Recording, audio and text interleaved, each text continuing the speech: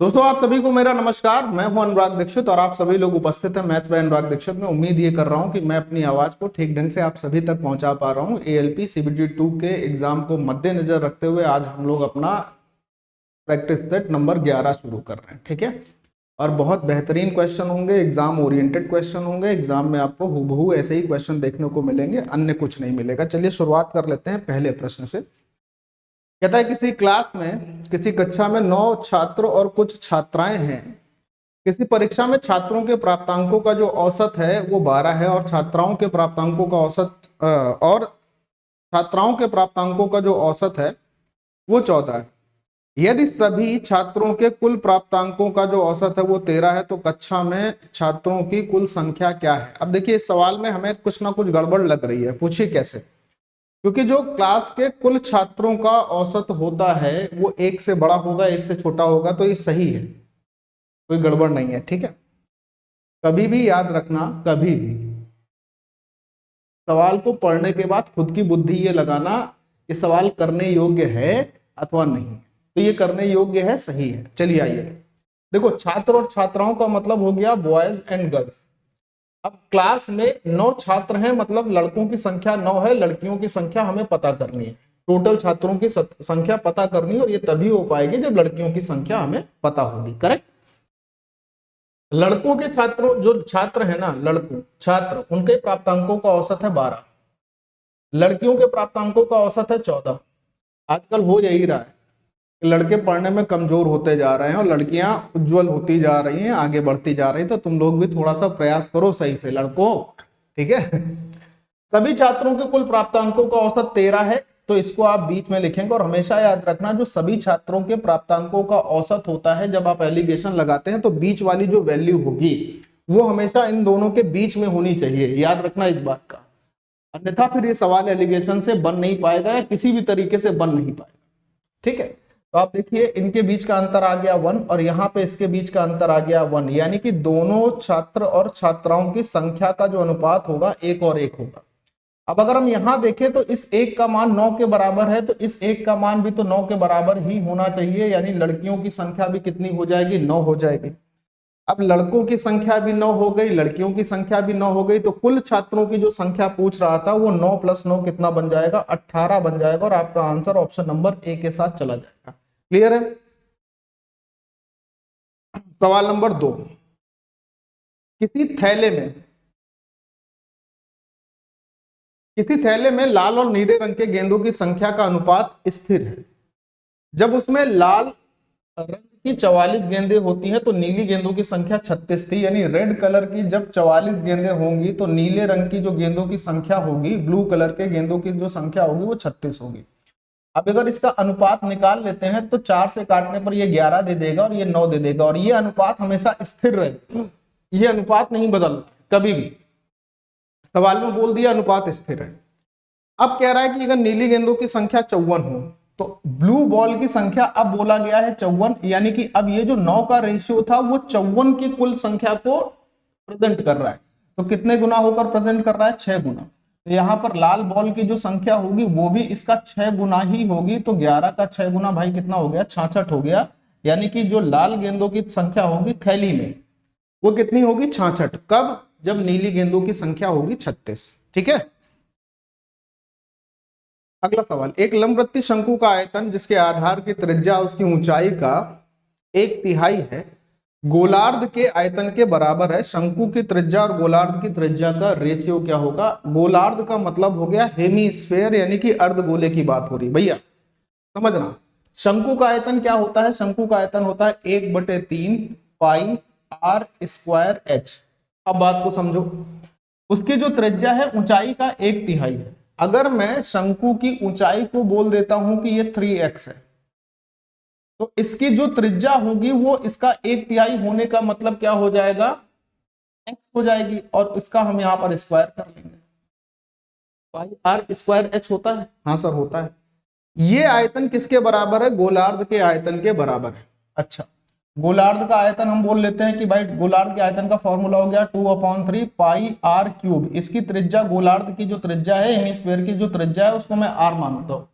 अब आपको x और r का रेशियो चाहिए था, जितनी जल्दी आप इस हिस्से को सॉल्व कर लेंगे उतना काम आसान हो जाएगा। ये सवाल का फ्रेम बन गया। अब जब सवाल का फ्रेम बन गया, किसी भी चीज का फ्रेम बन जाता है तो फिर उसमें प्रॉब्लम नहीं आती है कि जैसे पाई से पाई का गेम खत्म, 3 से 3 का गेम खत्म हो गया। यहां पर अपने पास अगर आप सॉल्व करेंगे तो आपके पास आ जाएगा 3x³ x² गुणे x, और यहां आप देखेंगे तो आपके पास क्या आ जाएगा 2r³। ठीक, अब x बटे r का होल क्यूब बन जाएगा इधर, और इधर क्या हो जाएगा 2/3। करेक्ट, 2/3। जब इसका क्यूब रूट लेंगे तो यहां से x/r, ये स्टेप लिखना नहीं है, ये जो आएगा हमारे पास क्या आएगा, वो आ जाएगा क्यूब रूट ऑफ 2 बटे में क्यूब रूट ऑफ 3। करेक्ट। ये त्रिज्या किसकी थी, शंकु की। ये त्रिज्या किसकी थी, गोलार्ध की। हमसे क्या पूछा, शंकु की त्रिज्या और गोलार्ध की जो त्रिज्या है उसका अनुपात क्या होगा। तो शंकु की त्रिज्या और गोलार्ध की त्रिज्या के बीच में अगर आप रेशियो देखेंगे तो वो रेशियो किससे मैच करता हुआ दिखाई देगा, ऑप्शन नंबर बी से मैच करता हुआ दिखाई देगा। क्लियर है बात। तो कठिनाई कोई भी नहीं थी, बात को सिर्फ समझते हुए चलना था, कोई भी कठिनाई नहीं थी इस सवाल में। ठीक है। अच्छा, इस सवाल को आप, मैं ये चाह रहा हूं कि आप इसको बिना लिखे हुए करें, अगर आपकी कैलकुलेशन बहुत स्ट्रांग है तो, और अगर नहीं स्ट्रांग है तो कुछ स्टेप इसमें जरूर स्किप कर लीजिएगा, ताकि इतना पूरा लिखने की जरूरत ना पड़े। मैं लिख इसलिए देता हूं, समझा इसलिए देता हूं कि एग्जाम में आपके काम आएगी। बहुलक और माध्यिका के बीच में 2 का अंतर है, अंतर 2 है, तो माध्यिका और माध्य के बीच में अंतर क्या होगा, इसके लिए आपको इसका मूलानुपाती सूत्र लगाना होगा, या जिसे आप अनुभवजन्य सूत्र कहते हैं वो लगाना होगा। क्या होता है कि बहुलक बराबर किसके होता है, बहुलक बराबर होता है 3 गुणे माध्यिका, 3 इंटू मीडियन, 3 गुणे माध्यिका माइनस 2 इंटू मीन, यानी कि 2 गुणे माध्य। ये इसका मूलानुपाती सूत्र होता है। जिसको नहीं याद है वो याद कर लो। इस सवाल, इस फॉर्मूले पर आपको एग्जाम में सवाल देखने को मिलेगा। ठीक है। बहुलक और माध्यिका के बीच का अंतर आपको कितना बताया गया है, 2 बताया गया है। किसके किसके बीच में, बहुलक और माध्यिका। तो यहाँ माध्यिका कितनी है, आप बोलोगे 3 है। एक माध्यिका इधर भेज दे तो बहुलक माइनस माध्यिका हो जाएगा, यहाँ पर, यहाँ हो जाएगा बहुलक माइनस माध्यिका। और यहाँ पर अब कितनी माध्यिकाएं बचेंगी, 2। यहाँ पर माध्य कितने हैं, 2, तो 2 कॉमन ले लीजिए। अब आपके पास यहाँ पर क्या बचेगा, आपके पास बचेगा माध्यिका माइनस में माध्य, यानी कि मीन, ये बचेगा। इसका अंतर आपके पास 2 दिया था, ये 2 जो गुणे में है इसको बटे में ले लेंगे, और यहाँ हमारे पास वही आ जाएगा जो हमसे पूछ रहा था, यानी कि मीडियन माइनस मीन आ जाएगा। यानी माध्यिका और माध्य के बीच का अंतर आ जाएगा, वो कितना होगा, 2/2 का मतलब 1 आपके प्रश्न का सही जवाब होगा। ऑप्शन नंबर डी आपका सही उत्तर हो जाएगा। क्लियर है। लेकिन ये फॉर्मूला बड़ा इंपॉर्टेंट है, इसको आप सभी लोगों को अच्छे से याद ही कर लेना। इस पर बहुत अच्छे अच्छे सवाल बनते हैं और पूछे भी गए हैं। ठीक है। 9.5% वार्षिक साधारण ब्याज पर कोई राशि 6 वर्ष में 942 हो जाती है। आरंभ में किया गया निवेश कितना था, यानी मूल धनराशि कितनी थी। तो मैं क्या बोल रहा हूं कि अगर 9.5% पर कोई राशि 6 वर्ष के लिए निवेश की गई तो यहां से इंटरेस्ट कितना मिलेगा, 9 छक्के 54 और 6 का आधा और 3, यानी 57% इंटरेस्ट मिलेगा, 57% इंटरेस्ट मिलेगा। अब मैं ये कह रहा हूं कि भाई अगर कोई धनराशि 100 थी, 100% की, और उस पर 57% आपको इंटरेस्ट मिल गया, तो उसका मिश्र धन क्या बना होगा, उसका मिश्र धन बना होगा 157%, और उस 157% का मान आपके पास दिया है 942 के बराबर। आपसे पूछ रहा है प्रारंभ में किया गया निवेश यानी 100% की वैल्यू क्या है। तो ये तो बड़ा आसान हो गया ना काम सॉल्व करना। 157 से ये 6 बार कट गया, और 100 का गुणा 6 में करोगे तो 600 रुपए उत्तर आ जाएगा कि 600 रुपए प्रारंभिक निवेश रहा होगा। सवाल नंबर नेक्स्ट कह रहा है इसमें से निम्नलिखित में से कौन 15,376 का वर्गमूल है। अब देखिए वर्गमूल निकालने का मैंने आपको एक अलग से वीडियो बना के चैनल पे डाल रखा है, आप उसको चाहो तो चेक कर लो। कैसे चेक करना है वो समझ लो।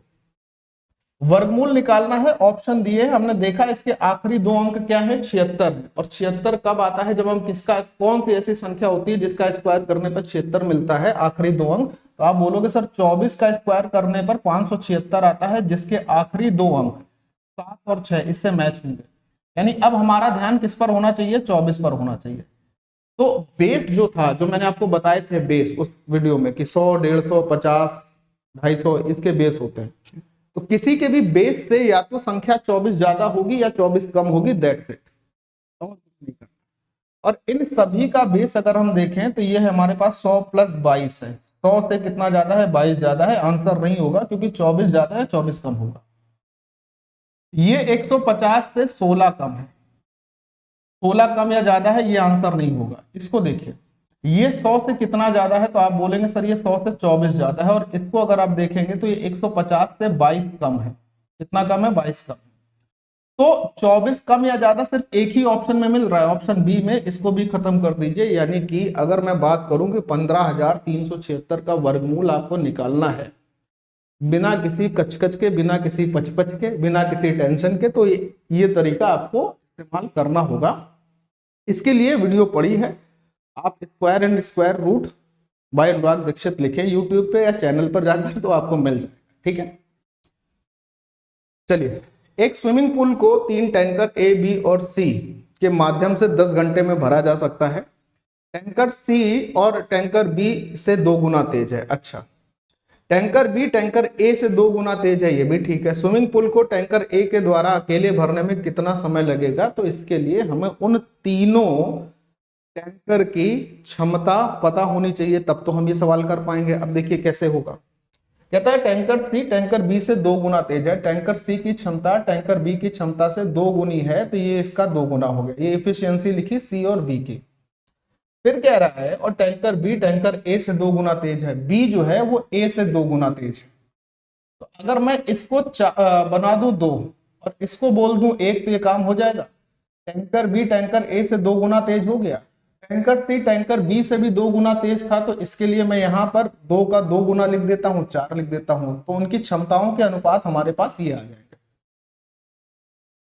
सी 4 यूनिट, बी 2 यूनिट और ए 1 यूनिट। अब ये तीनों मिलकर टैंकर जो है वो 10 घंटे में भर रहे थे। तो 4, 2, 6 और 1 7 यूनिट के हिसाब से अगर 10 घंटे में कोई टैंकर भरा जा रहा है तो उसकी कुल क्षमता यही तो होगी, कुल कैपेसिटी यही होगी ना उस टैंक की। इसको सिर्फ ए के द्वारा भरना है। ए की क्षमता कितनी है? 1।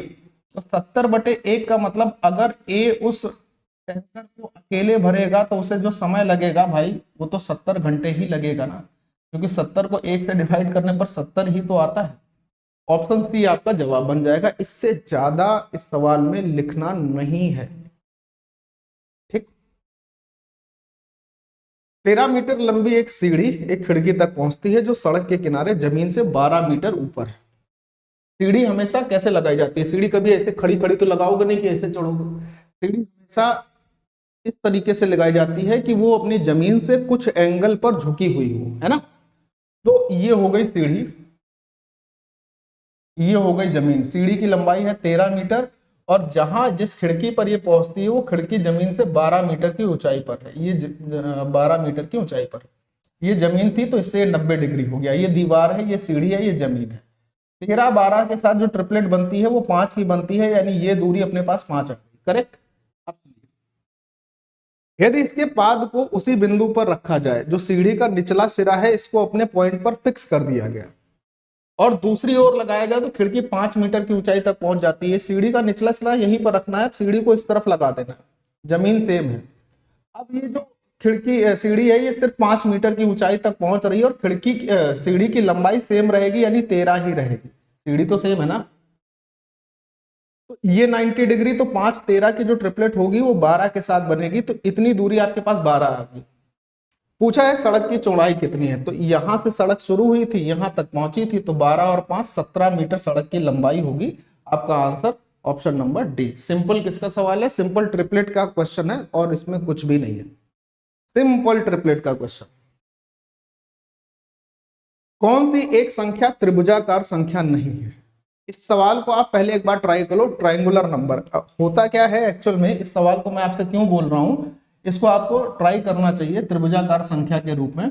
इस सवाल तो बहुत सरल होता है, लेकिन अक्सर बच्चा क्या होता है इसको भूल जाता है। भूल जाने का मतलब उसको ये नहीं याद रहता है कि अरे यार ये त्रिभुजाकार संख्या होती क्या है। इस वजह से ये सवाल क्या होता है, थोड़ा सा कठिन बनता है। अगर आप देखें तो इस सवाल में है कुछ नहीं, दम नहीं है कुछ भी, लेकिन बस सिर्फ समझना यह है कि इसे आप याद कर पा रहे हैं, आपके दिमाग में त्रिभुजाकार संख्याएं हैं कि नहीं है। ये ट्रिपलेट की बात नहीं कर रहा है, त्रिभुजाकार संख्याओं का मतलब कभी भी ट्रिपलेट नहीं होता है, याद रखिएगा। त्रिभुजाकार संख्याओं का मतलब कभी भी ट्रिपलेट नहीं होता है। अब मैं आपको समझा देता हूं तो जीवन में कभी भूलोगे नहीं कि त्रिभुजाकार संख्याओं का मतलब क्या होता है। ठीक, कैसे बनती है त्रिभुजाकार संख्याओं का मतलब? ऐसी संख्याएं जो लिखने पर या उस पर एक त्रिभुज का निर्माण करते हैं, ऐसी संख्याएं। बोले सर अच्छा, हाँ समझ लेना। सबसे पहले मान लीजिए एक पॉइंट आएगा यहां पर, फिर उसके बाद एक पॉइंट यहां आएगा, एक पॉइंट यहां आएगा, बीच में एक पॉइंट और आ जाएगा। तो सबसे पहले क्या आया? एक आया। फिर एक में कितने पॉइंट और जुड़ गए? तो बोले सर 2 पॉइंट और जुड़ गए, यानी अगली त्रिभुजाकार संख्या क्या हो गई? 3 हो गई। बहुत ध्यान से सुनना। फिर लिखोगे तो ये तो रहेगा ही। अब कितने पॉइंट और जुड़ेंगे ये समझने की बात है। जैसे पहले से दूसरे स्टेप पर आए तो कितने पॉइंट जुड़े? 2 पॉइंट जुड़े। अब दूसरे से तीसरे स्टेप पर आओगे तो कितने पॉइंट जुड़ेंगे? 3 पॉइंट और जुड़ेंगे, यानी 1 + 2 ये रहेगा ही, प्लस ये वाला हिस्सा 3 और आ जाएगा, यानी अब यहां पर कितने पॉइंट हो जाएंगे? 6 पॉइंट हो जाएंगे। अगली संख्या कैसे आएगी? अगली संख्या में अब तुम क्या जोड़ोगे? ये 6 मत जोड़ देना, हमारे पास ये 1 + 2 + 3 ये तो रहेगा ही रहेगा। चौथा स्टेप लिख रहे हो, जो स्टेप लिखोगे उतना ही नंबर और जोड़ोगे। अब कितने बिंदु हो जाएंगे? बोलोगे सर 10 हो जाएगी संख्या, अगली त्रिभुजाकार संख्या 10 हो जाएगी।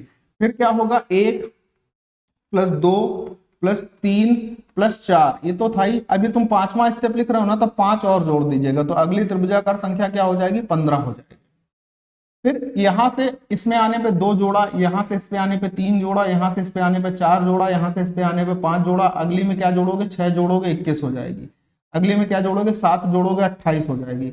अगली में क्या जोड़ोगे? 8 जोड़ोगे 36 हो जाएगी। अगली में क्या जोड़ोगे? 9 जोड़ोगे 45 हो जाएगी। फिर कितना जोड़ोगे? 10 जोड़ोगे तो 55 हो जाएगी। ये त्रिभुजाकार संख्याएं ऐसे चलती। करेक्ट? तो भविष्य में कभी आप ये भूलेंगे नहीं कि त्रिभुजाकार संख्याएं या त्रिक नंबर, इसे कई बार ऐसे भी लिखता है, त्रिक नंबर क्या होंगे, त्रिक संख्याएं क्या होंगी। तो ये दोनों एक ही बात है। ठीक, ये दोनों एक ही बात है। त्रिक संख्याएं के रूप में भी ये आपसे पूछा जाता है। सवाल ये था कि इसमें कौन सी संख्या त्रिभुजाकार संख्या नहीं है? तो 3 तो होती है, 15 होती है, 10 होती है, कौन नहीं होती है? तो बोलोगे सर 5 नहीं है इसमें त्रिभुजाकार संख्या। ट्रायंगुलर नंबर में कौन नहीं है? 5 नहीं। ठीक है, ये याद रखना। चलिए नेक्स्ट क्वेश्चन पर आते हैं। अगला सवाल ये है, पढ़िए जरा। नेक्स्ट क्वेश्चन पढ़िए, क्या है सवाल का उत्तर आने वाला आपका। कहता है उपरोक्त वृत्त में, कहाँ है उपरोक्त वृत्त? वृत्त है ही नहीं। चाप AB को स्पर्श रेखा DE से बिंदु D पर मिलाने के लिए बढ़ाया जाता है। यदि AB 12 है, DE जो है 8 है, तो BD की लंबाई ज्ञात करो। चाप AB को स्पर्श रेखा DE से मिलाने के लिए D बिंदु पर मिलाने के लिए बढ़ाया जाता है। अब इसका अगर हम देखें तो कोई डायग्राम तो बना नहीं, तो क्या खुद से बनाने की कोशिश की जाए। मान लीजिए हमारे पास एक वृत्त है, सपोज करिएगा। इस वृत्त में कोई चाप है AB चाप, बहुत ध्यान से समझना। इस वृत्त में कोई चाप है AB चाप, और आगे ये कहता है कि को स्पर्श रेखा DE से बिंदु D पर मिलाने के लिए बढ़ाया जाता है। चाप AB कैसे हो सकता है ये भी समझना है कि अगर हम चाप AB देखें तो चाप AB को कैसे बढ़ाया जा सकता है। AB चाप नहीं होना चाहिए, फिर AB is extended to join the point D from point DE। उपरोक्त वृत्त में चाप AB नहीं होगा। फिर अगर हम देखते हैं को स्पर्श रेखा तो है DE, सपोज कर लीजिएगा, मान लीजिए कि यहां से हमने एक स्पर्श रेखा ले ली DE। अब इस बिंदु पर मिलाने के लिए बढ़ाया गया, यानी ये बाहर बिंदु D हो गया, ये इसको E पॉइंट पर स्पर्श करता है। तो चाप को नहीं बढ़ा सकते हैं, इस चाप की जगह आप लिखिए एक कॉर्ड, यानी कि जीवा को बढ़ाने के लिए इस पे आप कॉर्ड लिख लीजिए। ठीक है, ये हमारे पास मान लीजिए एक जीवा हो गई AB। ठीक है ना, AB तो है, इसको आगे मिलाने के लिए डी पर मिल जाए, इसके लिए आगे बढ़ा दिया गया, ये होगा मामला। ठीक है, इस प्रकार से आपको आगे बढ़ना है। बढ़ा दिया गया। अब कह रहा है कि ए बी का मान अपने पास 12 सेंटीमीटर है, तो ये ए बी अपने पास 12 हो गया। डीई का मान जो है अपने पास 8 है, डीई का मान अपने पास 8 हो गया। बीडी की लंबाई क्या होगी, तो इसकी थ्योरम बन जाती है। थ्योरम आपको याद होनी चाहिए, क्या होनी चाहिए कि जो स्पर्श रेखा होती है, स्पर्श रेखा की लंबाई का जो वर्ग होता है, ये जो अपनी छेदक रेखा बनी है ए से डी तक की, पूरी ए से डी तक की, ये पूरी छेदक रेखा यानी एडी, और इस छेदक रेखा का वो हिस्सा जो वृत्त के बाहर स्थित है यानी कि बीडी। ठीक, अब एडी की लंबाई पूरी क्या हो जाएगी, अगर मैं इसको x मान लेता हूं तो एडी की लंबाई हो जाएगी 12 प्लस x, और जो बाहर है वो क्या हो जाएगी, वो सिर्फ x रह जाएगी। अब बोलोगे हाँ 8 का स्क्वायर हो गया 64। मेरे प्यारे दोस्त ध्यान से सुनना, क्योंकि इसको जो बच्चा सॉल्व करने बैठ जाएगा ना, उसका मामला गड़बड़ हो जाएगा, वो मामला गड़बड़ कर लेगा, टाइम ले लेगा। अब आप सोचो कि आपके पास दो संख्याएं हैं, एक संख्या ये है, एक संख्या ये है, इसका गुणनफल 64 मिलना चाहिए। 12 है ही है, x के स्थान पर ऐसा क्या लिख दे, तो मैंने कहा भाई 12 तो है ही, x के स्थान पर अगर मैं 4 लिख देता हूं तो ये 16 हो जाएगा, और 16 का गुणा 4 में करने पर 64 भी हो जाएगा। यानी x का मान ये जो है हमारे पास बीडी की जो लंबाई है वो कितनी आ जाएगी, 4 सेंटीमीटर आ जाएगी। ऑप्शन डी अपना आंसर।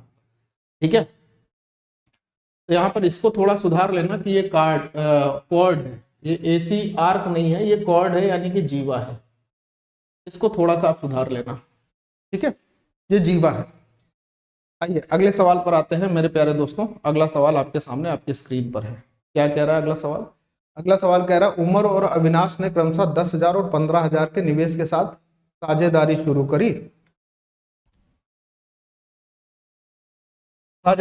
करी। लेकिन वित्तीय समस्या के कारण अविनाश ने 8 महीने के बाद अपना निवेश वापस कर लिया। ठीक है, पहले 12 महीने का लाभ दोनों के बीच में किस अनुपात में बटेगा? बड़ी सिंपल सी का, मैंने आपको कई बार बताया है कि जो प्रॉफिट डिस्ट्रीब्यूशन होता है पार्टनरशिप के क्वेश्चन में, वो इन्वेस्टमेंट इनटू टाइम के रेशियो में होगा। यानी जितना आपने निवेश किया, जितने समय के लिए निवेश किया, उन दोनों का गुणनफल के अनुपात में ही प्रॉफिट का डिस्ट्रीब्यूशन होगा, प्रॉफिट का बंटवारा होगा। सिंपल सी बात। अब इसी सिंपल बात को और सिंपल बना लेते हैं कि 10,000 और 15,000 का निवेश था, तो 5,000 से इसको काटेंगे 2 बार में कट जाएगा, 5,000 से इसको काटेंगे 3 बार में कट जाएगा, यानी दोनों के निवेश का अनुपात हो गया 2 और 3। किसका किसका? उमर और अविनाश का। अविनाश ने सिर्फ पैसा लगाया है 8 महीने के लिए, लेकिन उमर ने पूरा पैसा अपना 1 साल के लिए 12 महीने के लिए लगाया होगा, ये कंफर्म हो गया। अब बड़ा कहानी सरल हो गई भाई कि 4 से अगर इसको काटोगे तो 4 3 12, 4 से इसको काटोगे तो 4 दूनी 8, मतलब 3 दूनी 6 यहाँ पे भी मिलेगा, 3 दूनी 6 यहाँ पे भी मिलेगा, तो 6 और 6 का जो रेशियो होगा वो 1 और 1 आ जाएगा। यानी दोनों के बीच में जो लाभ का बंटवारा होगा वो बराबर बराबर होगा। भाई एक ने कम समय के लिए लगाया, एक ने ज्यादा समय के लिए लगाया, जिसने कम समय के लिए लगाया था उसने पैसा ज्यादा लगाया था, बस सिंपल सी बात हो गई। इसलिए दोनों का लाभ का बंटवारा बराबर बराबर हो गया। इसके बाद मैं एग्जाम में जब की बात करूंगा ना, तो तुमको ये भी नहीं लिखना है, ये मन में होगा, मस्तिष्क में रहना चाहिए। अगला सवाल, इनमें से कौन सा सही है? मतलब ये जो फ्रैक्शंस के रूप में आपके पास ऑप्शन दिए हैं, इस ऑप्शन को देखकर आपको ये बताना है कि कौन सा सही है कौन सा गलत। अच्छा, एक चीज को गौर करो, एक चीज को गौर ये करो कि हमारे पास ये जो 3 ऑप्शन है नीचे बी, सी और डी, इसमें लिखी हुई संख्याएं जो है वो सेम है। ऑप्शन ए में लिखी हुई संख्या बिल्कुल अलग है। तो पहले मैं ऑप्शन बी, सी और डी में लिखी हुई संख्याओं को चेक कर लेता हूं। जो हमारे पास क्या लिखी है 29/6 बराबर में बोलता है 43/12। अब पहले मैं इसी को चेक कर लेता हूं कि भिन्नों की तुलना का हिसाब कैसे होगा। भाई 6 दूनी 12 हो गया, 29 दूनी 58 हो गया। ये ठीक सिंपल सी बात समझ रहा हूं, 29 दूनी 58 हो गया, ये 43 हो गया। तो मैं ये बोलूंगा कि 29/6 43/12 से बड़ा। अब 29/6 43/12 से बड़ा होगा, ये कंफर्म हो गया, ऑप्शन सी अपना आंसर हो गया। अब चूंकि ये आंसर हो गया, तो बाकी के ऑप्शन में लिखी हुई संख्याएं अगर अलग भी हैं किसी एक में या सभी में, तो भी मैं उस पर ज्यादा फोकस नहीं करूंगा, क्योंकि 4 में से एक ही ऑप्शन ऐसा होगा जो सही होगा, और वो हमें मिल चुका है। ठीक है ना, कौन सा मिल गया? ऑप्शन नंबर सी मिल गया। कहानी खत्म हो गई। अगला सवाल, कहता है इनमें से किस संख्या का वर्गमूल एक अपरिमेय संख्या होगी। अपरिमेय संख्या का मतलब जो परिमेय ना हो। अपरिमेय संख्या का मतलब जिसका स्क्वायर रूट दशमलव में निकले, या ऐसी भिन्न में निकले जिसे बाद में दशमलव में बदला जा सके। सिंपल सी बात समझ में आ गई। अब देखो जरा, सुनना बहुत ध्यान से। कभी भी याद रखना, मैंने नियम बता रखे हैं, कभी भी अगर कोई पूर्ण वर्ग संख्या होती है तो उसकी इकाई का अंक कभी भी 8 नहीं हो सकता है, और अगर 8 हुआ तो उसका पूर्ण वर्ग मूल निकलेगा ही नहीं, वो दशमलव में ही निकलने वाला। तो हमारे पास देखते ही ये संख्या पकड़ में आती ना, ये संख्या 2048 है, क्योंकि इसकी इकाई में क्या लिखा है, 8 लिखा है, और इसका वर्गमूल क्या होगा, दशमलव की संख्या के रूप में ही आएगा। और दशमलव संख्या के रूप में आने का मतलब इसका वर्गमूल पूर्ण रूप से नहीं निकला होगा। करेक्ट। और ये कैसा दशमलव होता है, ये अनावर्ती दशमलव, आवर्ती दशमलव होता है, अनावर्ती नहीं होता है। ये नॉन टर्मिनेटिंग डेसिमल होता है, जिसे आप हटा नहीं सकते। ठीक है मेरे प्यारे दोस्तों, आप सभी के लिए कंप्लीट मैथ का फाउंडेशन बैच जो है वो सिर्फ 99 रुपीज में अवेलेबल है हमारी application math bye Anurag Dixit पे, जिसे आप गूगल प्ले स्टोर से या फिर नीचे दिए हुए डिस्क्रिप्शन में जो लिंक है उससे कर सकते हैं। इस 99 में आपको पूरा एक टेस्ट पास भी मिलेगा और लाइफ टाइम वैलिडिटी मिलेगी। अगर किसी को ये लगता है कि 99 में क्या ही कोर्स दे पा रहे होंगे या क्या ही पढ़ाते होंगे, तो आप डेमो क्लास मेरी कोई भी यूट्यूब की क्लास उठा के देख सकते हो, या सीधे सीधे एप्लीकेशन को इंस्टॉल करोगे तो उसमें भी एक डेमो क्लास पड़ी हुई है, आप उसे भी देख सकते हो। ठीक। और साथ ही साथ आप 10 दिन 15 दिन पढ़ कर देखते हैं। अगर आपको ये लगे कि नहीं नहीं हमें शायद इसकी जरूरत नहीं है, तो आप मुझे मेरे सपोर्ट के नंबर 8574389172 इस पर एक मैसेज कर दीजिएगा, आपका पैसा रिफंड कर दिया जाएगा। इसके साथ अगर किसी बच्चे को कोर्स नहीं चाहिए, सिर्फ और सिर्फ टेस्ट सीरीज चाहिए, तो टेस्ट सीरीज में भी आप इसे सिर्फ 45 रुपए में, बहुत सारे एग्जाम के टेस्ट हैं, बहुत सारे टेस्ट हैं, सिर्फ 45 रुपए में एक्वायर कर सकते हैं एप्लीकेशन से। ठीक है, लिंक डिस्क्रिप्शन में दिया रहेगा। इतनी सी बात यहाँ पर थी। अगला सवाल ये है, एक रेलगाड़ी 90 किलोमीटर प्रति घंटे की चाल से 100 मीटर लंबे पुल को पार करने के लिए 10 सेकंड का समय लेती है। रेलगाड़ी की लंबाई क्या होगी। जब कोई ट्रेन किसी पुल को पार करती है तो ट्रेन की लंबाई के साथ पुल की लंबाई भी जुड़ती है। अच्छा, क्योंकि ट्रेन की जो गति है वो 90 किलोमीटर प्रति घंटे है, तो 5/18 से जब इसमें गुणा करोगे 90 में, तो ट्रेन की गति मीटर पर सेकंड में कितनी आ जाएगी भाई, 25 मीटर पर सेकंड आ जाएगी। जो 90 किलोमीटर प्रति घंटा है उसको मीटर पर सेकंड में बदला 5/18 का गुणा करके, तो 25 मीटर पर सेकंड। अब अगर 25 मीटर पर सेकंड, यानी एक सेकंड में कोई ट्रेन अगर 25 मीटर चल रही है और अगर वो 10 सेकंड चलती है, तो 250 मीटर की दूरी तय करेगी ना। टोटल कितनी दूरी तय करेगी, 250 मीटर की। उस 250 मीटर की दूरी में पुल की लंबाई कितनी है, 100 मीटर है, तो इसे घटा दीजिए, 100 घट जाएगा तो ट्रेन की लंबाई आपके पास 150 मीटर आ जाएगी। डी आपका सही जवाब हो जाएगा।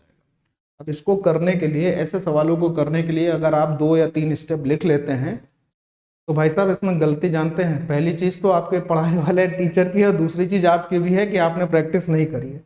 अगला सवाल, मजदूर के 2 प्रकार हैं। वाह, कातिया वाला मजदूर है ये कातिया, मजदूर का हाथ है कातिया, लोहे को पिघलाकर उसका आकार बदल देगा।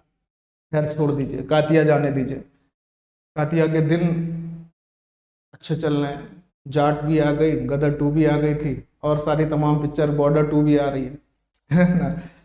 अच्छा, मजदूरों के 2 प्रकार हैं। पहले प्रकार के मजदूर दूसरे प्रकार के मजदूर से 3 गुना ज्यादा कार्य करते हैं। वाह, 2 प्रकार के मजदूर हैं, T1 और T2, ये 2 प्रकार के मजदूर हैं। तो पहले प्रकार के जो मजदूर हैं वो दूसरे प्रकार के मजदूरों से 3 गुना ज्यादा काम करते हैं। अगर दूसरे प्रकार के मजदूरों की क्षमता 1 है तो पहले प्रकार के मजदूरों की क्षमता 3 होगी।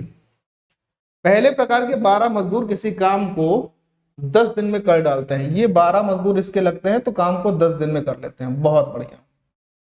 आगे कह रहा है, इसी कार्य को पूरा करने के लिए 4 पहले प्रकार के मजदूर और 8 दूसरे प्रकार के मजदूरों को समय कितना लगेगा। तो पहले काम तो निकाल लो बाबू कि काम है कितना, तब तो उस काम को कराया जाएगा इन 2 प्रकार के मजदूरों से। तो काम तो निकाल लें पहले। अच्छा, काम देखिए कैसे निकलेगा। पहले प्रकार का एक मजदूर 3 यूनिट काम करता है, तो 12 मजदूर 12 3 36 यूनिट काम करेंगे। और अगर ये किसी काम को 10 दिन में समाप्त करते हैं, इसका मतलब टोटल काम कितना होगा, 360। करेक्ट है। तो मैं ये कह सकता हूं ना कि हमारे पास जो टोटल वर्क आएगा, टोटल काम जो होगा वो 360 हो जाएगा। अब 360 काम को करना है, किसके द्वारा करना है, ये करना है 4 प्रकार के पहले मजदूर, मतलब 4 मजदूर पहले प्रकार के। पहले प्रकार के एक मजदूर की क्षमता है 3, तो 4 मजदूर की क्षमता 3 चौको 12 होगी, प्लस दूसरे प्रकार के कितने मजदूर हैं, 8 मजदूर हैं। दूसरे प्रकार के एक मजदूर की क्षमता है 1, तो 8 मजदूर की क्षमता 8 होगी। 12 और 8 20 से अगर आप 360 को डिवाइड करेंगे तो 18 दिन का समय लगेगा इस टोटल काम को करने में। इसके द्वारा, पहले प्रकार के 4 मजदूरों के द्वारा और दूसरे प्रकार के 8 मजदूरों के द्वारा। ऑप्शन डी आपका सही जवाब हो जाएगा। अब बताओ इसमें ज्यादा क्या करना है। सवाल तो मैं दिख रहा है 4-5 लाइन का होगा 5 सेकंड में, लेकिन बस मेरे साथ जुड़ना पड़ेगा आपको, तब तो चीजें आप जो मैं समझा रहा हूं ना उसको आप क्लियरली समझ पाएंगे। इससे पहले जो 10 प्रैक्टिस सेट करा चुका हूं उसमें भी यही सारी अप्रोचेस रहती हैं मेरी। हमेशा मैं सिखाने की कोशिश करता हूं कि ये चीजें बच्चों तक पहुंचे, सिर्फ पेड में नहीं। अब ये कोई पेड क्लास तो नहीं है ना भाई कि मैं सब कुछ पेड में ही सिखाऊंगा। पेड है, ऐसा नहीं कि पेड बैच नहीं है, एप्लीकेशन नहीं, सब कुछ हो गया महादेव की कृपा से। लेकिन सिखाने का जो वो होता है ना, एक अंदर से जो जागृत होती है भावना, अबे पढ़ा तो यहाँ पे भी रहे हैं। अब से 7 साल बाद विराट मोहिंदर से 2 गुना होगा। 5 साल पहले मोहिंदर की आयु विराट की आयु के 2/5 से 1 वर्ष कम थी। वाह। विराट की वर्तमान आयु क्या होगी? बहुत गौर से सुनना, बहुत गौर से। एज के कोई भी क्वेश्चंस को आप ऑप्शन की सहायता से बना सकते हैं अगर आप सही से वो इम्प्लीमेंट करते हैं तो। समझना, आज से 7 साल के बाद विराट मोहिंदर से 2 गुना होगा, है ना। तो मतलब आज से 7 साल बाद जो विराट की एज होगी उसका आधा किया जा सकता है, तब मोहिंदर की एज आएगी, है ना।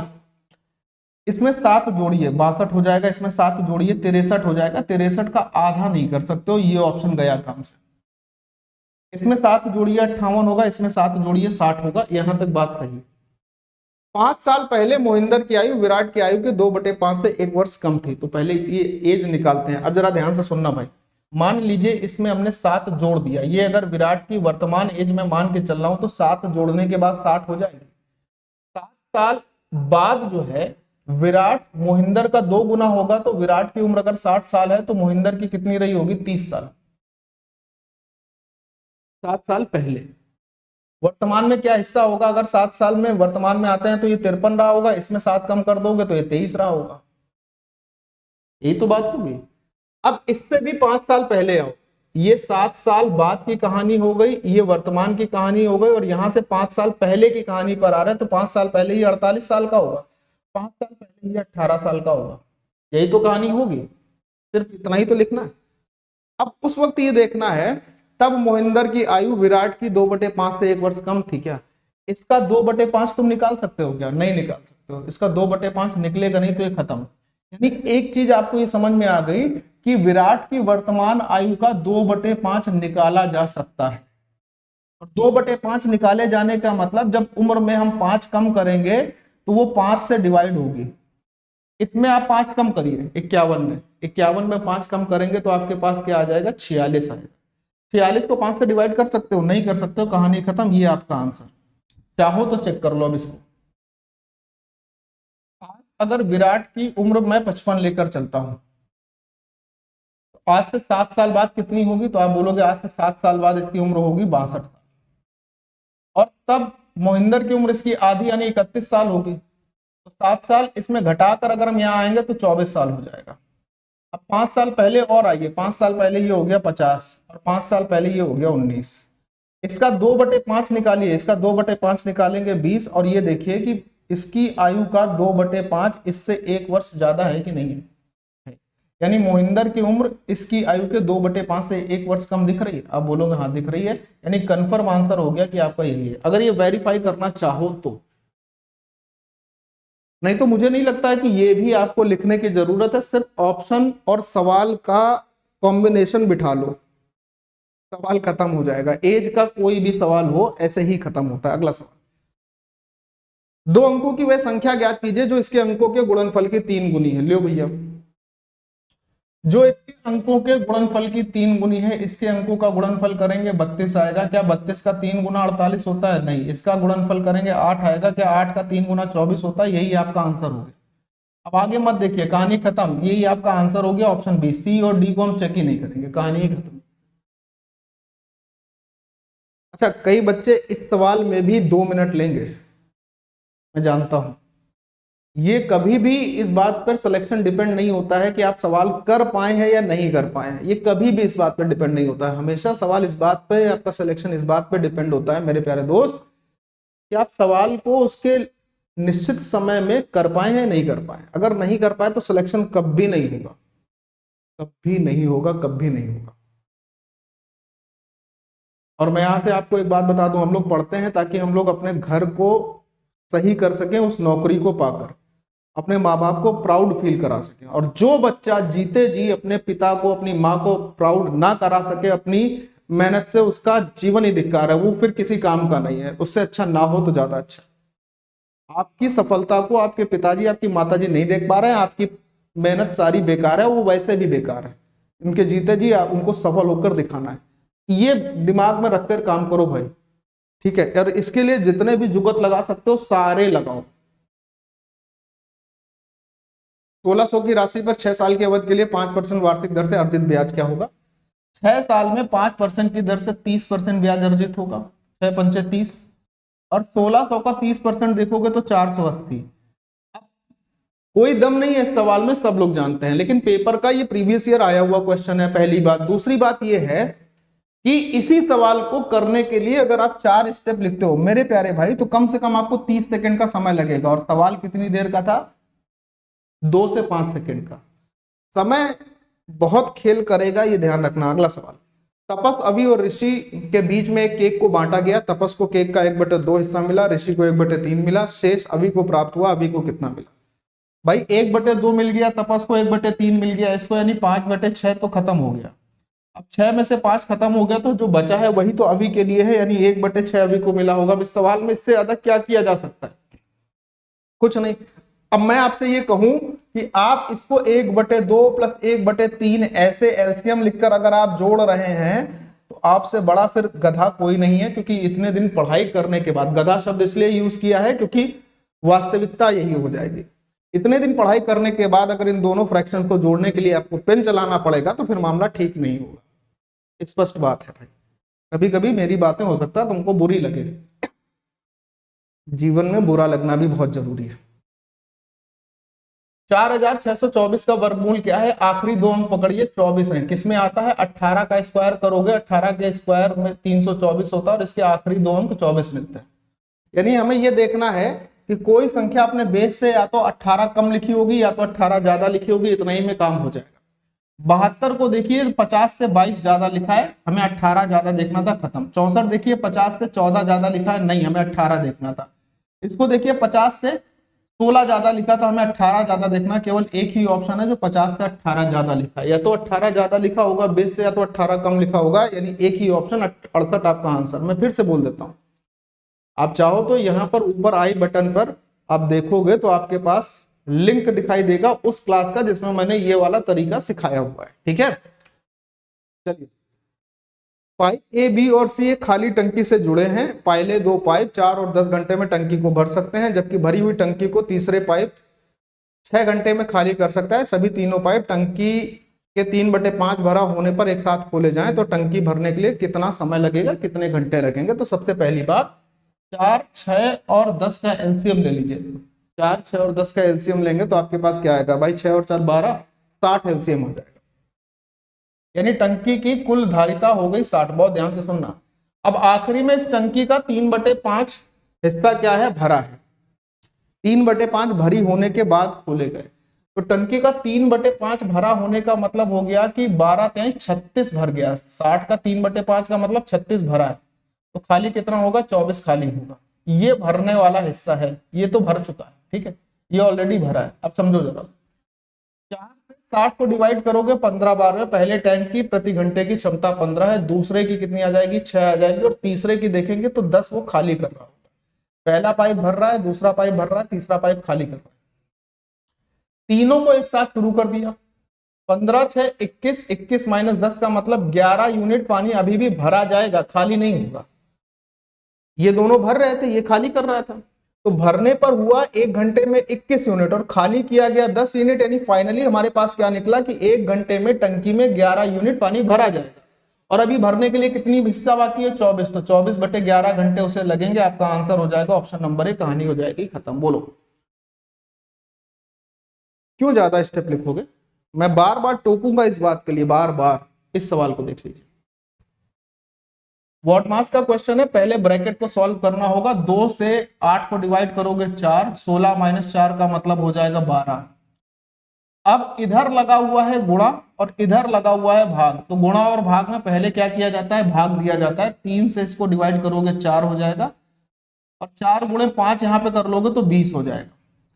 अब सुनना जरा, 5 तक मामला आप लिख चुके हो, ये 20 आ गया है। 20 से पहले क्या लिखा हुआ था? 20 से पहले लिखा हुआ था डिवीजन का साइन और उससे पहले लिखा हुआ था 60। तो 20 से 60 को भाग दोगे तो फाइनली आपका उत्तर क्या मिलेगा? 3 मिल जाएगा और ऑप्शन नंबर बी आपके लिए सही जवाब माना जाएगा। बताओ ऐसे भी क्वेश्चन, अच्छा इस प्रकार के क्वेश्चन क्या होते हैं? इस प्रकार के क्वेश्चन हर एक विद्यार्थी के लिए बोनस होता है, हर एक विद्यार्थी के लिए बोनस होता है। सबका सही होगा ही होगा, जो बहुत ही जल्दी कर रहा होगा उसका गलत हो जाए तो बात नहीं बता सकता हूं। अगला सवाल है, सीता की बाल्टी की धारिता रामू की बाल्टी से 3 गुनी है। ठीक, सीता और रामू 2 लोग हैं। रामू की जो बाल्टी अगर वो 1 लीटर कंज्यूम करती है तो सीता की बाल्टी में 3 लीटर पानी आता है। सीता एक खाली ड्रम को भरने के लिए 60 बार बाल्टी पलटती है। 60 बार बाल्टी पलटने का मतलब 60 × 3, उस टैंकी की धारिता होगी 180 लीटर, जिसको सीता 60 बार पलटती है। उसकी बाल्टी की क्षमता जब 3 थी। यदि सीता और रामू मिलकर ड्रम भरें, भाई ड्रम की क्षमता हमारे पास आ गई 180 लीटर। अब अगर सीता और रामू मिलकर भरते हैं तो सीता और रामू अगर मिलकर भरेंगे तो एक बार में 4 यूनिट भरेंगे और 4 के हिसाब से 180 को भरने में 45 बाल्टी भरनी पड़ेगी। कितनी भरनी पड़ेगी? 45 बाल्टी। आजकल तो ड्रम का नाम लेना भी बड़ा कठिन हो गया, जब से वो मुस्कान वाला केस आया। अपने पति को काट के ड्रम में भर दिया, भरने के बाद उसमें सीमेंट डाल दी, बच्चा है उसका, और सीमेंट डाल के उसको पैक करके अपना जो भंडरिया घरों में होती है, तहखाने होते हैं, उसमें धर दिया और अपने लवर के साथ घूमने मनाली चली गई। क्या मतलब जिगर है उस लड़की का था। इसे बोलते हैं नेगेटिव जिगर होना, इसे बोलते हैं अपना साहस दिखाना, लेकिन गलत सेंस में। पति का साथ देने की वजह, और पति ऐसा नहीं कि कोई बहुत गरीब हो, मर्चेंट नेवी में सुंदर, बहुत गजब का आदमी। जब पोस्टमार्टम किया गया तो पैर सीधे नहीं हो रहे थे जो काट काट के उसने मोड़ के डाले थे। आप समझिए, ऐसी भी महिलाएं हैं, जीवन है। ए का मान -14 + 4 है, यानी यहां से आ गया -10। बी का मान 4 - 14 है, तो यहां से भी आ जाएगा -10। अब आपसे कह रहा है ए बी का मान दोनों का गुणा, -10 × -10 + का 100। C option answer. अगला सवाल, 7 मीटर ऊंचे किसी प्लेटफॉर्म के शीर्ष से उन्नयन कोण 30 डिग्री था। यदि टावर से प्लेटफॉर्म की दूरी इतनी है तो टावर कितनी मीटर की लंबाई का है? मान लीजिए हमारे पास 7 मीटर ऊंचा ये प्लेटफॉर्म है। 7 मीटर ऊंचे प्लेटफॉर्म के साथ में एक टावर है जो कि जमीन पर खड़े है। इसके शीर्ष से उन्नयन कोण जो है वो 30 डिग्री का है। ये एंगल जो है वो आपको बोला गया कि 30 डिग्री का है। करेक्ट है? हाँ सर। टावर से प्लेटफॉर्म की जो लंबाई है वो 50√3 है। ये जो दूरी है ना, ये 50√3 मीटर की दी हुई है। तो अगर ये 50√3 है तो यहाँ से यहाँ तक की दूरी भी तो 50√3 ही होगी। इसके अलावा तो कुछ नहीं बोल सकते हो। नहीं बोल सकते हैं सर, बात सही है। अच्छा, ये एंगल 30 डिग्री, ये 90 डिग्री, तो ये बचा होगा 60 डिग्री का। 60 के सामने की भुजा हमेशा √3 के रेशियो में होती है। तो √3 का मान मेरे प्यारे दोस्त किसके बराबर है? 50√3 के।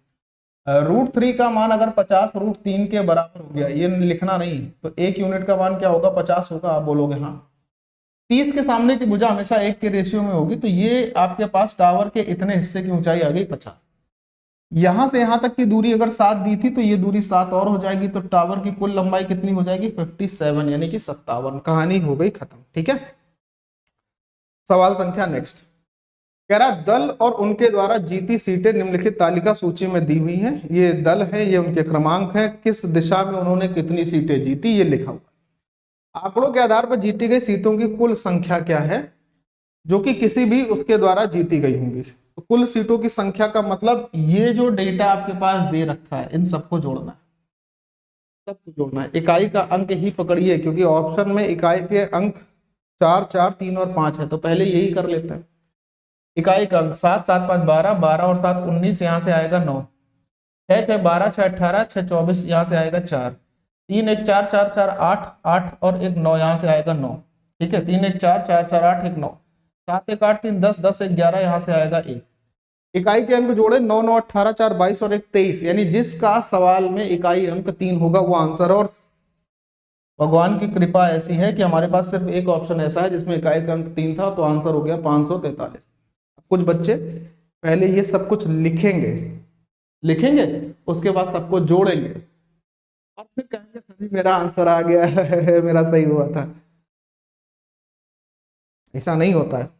अगला सवाल, ये सवाल आज की क्लास का आखिरी सवाल है, इसलिए आपका होमवर्क क्वेश्चन रहेगा और मैं ऐसी उम्मीद करूंगा कि आप सभी लोग इस होमवर्क क्वेश्चन का आंसर मुझे कमेंट बॉक्स में देंगे। साथ ही साथ ALP CBT 2 के लिए आपको और किस प्रकार की क्लासेस चाहिए, चैप्टर वाइज में एक चैप्टर कंप्लीट करके एक साथ पढ़ा दूं, एडवांस मैथमेटिक्स की, अर्थमेटिक की, जो भी चाहिए आप मुझे कमेंट बॉक्स में बता सकते हैं। क्लास आपको कैसी लगी प्लीज बताइएगा। और मेरा एक निवेदन है भाई, मैं सिर्फ अपने प्लेटफॉर्म पर पढ़ा रहा हूँ और कहीं नहीं पढ़ा रहा हूँ, मेरे पास अर्निंग का यही सोर्स है, इससे ज़्यादा नहीं। तो जो मैंने आपकी मदद के लिए 99 का कोर्स रखा है, एप्लीकेशन रखी है, उसको ज़्यादा से ज़्यादा एनरोल कर लीजिए। ठीक है, चलिए बाय, जय हिंद, टेक केयर।